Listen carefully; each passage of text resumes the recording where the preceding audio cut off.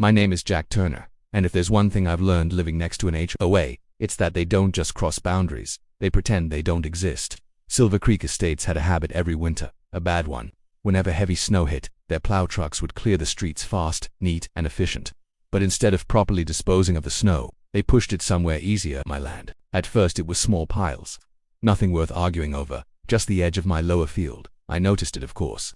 I always notice, but I let it go, because sometimes it's easier to watch a mistake grow than to stop it too early. The next snowfall, the piles got bigger. Not accidental anymore. Deliberate. Truck after truck dumping snow right across my boundary line. Not even trying to hide it. That's when I drove over and stopped one of the drivers.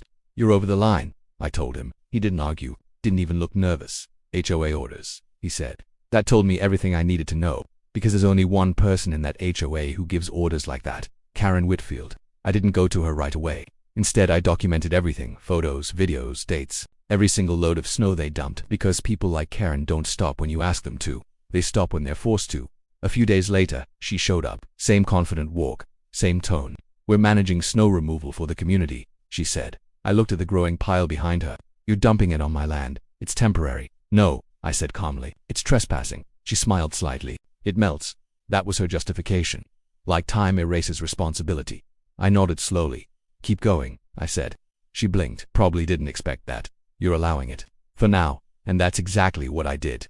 I let them keep dumping, storm after storm, week after week. The piles grew massive, not just piles anymore. A full ridge of compacted snow stretching across my property line, higher than a truck in some places.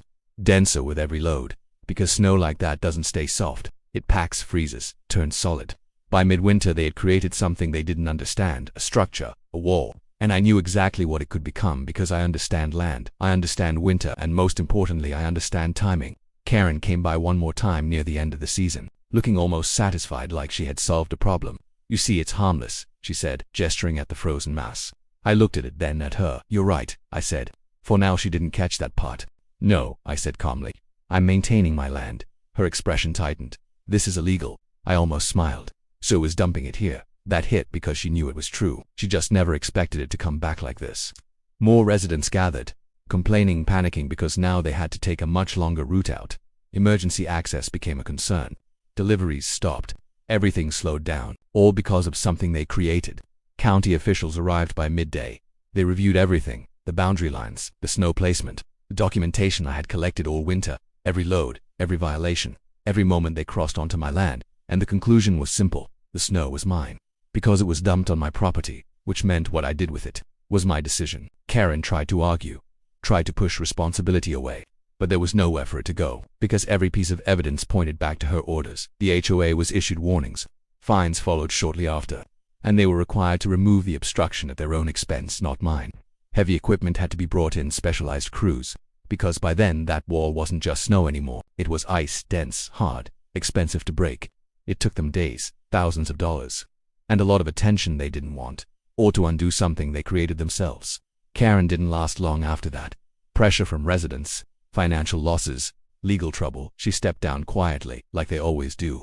As for me, I didn't say much after that. Didn't need to, because the land said everything for me. And every winter since then, they don't dump snow on my property anymore. Not even a shovelful, because now they understand something they didn't before. The day they started using my land like it didn't matter was the day they gave me exactly what I needed. Not to fight them, not to argue, but to show them that every action has a weight to it. And sometimes that weight comes back as something you can't just push out of the way.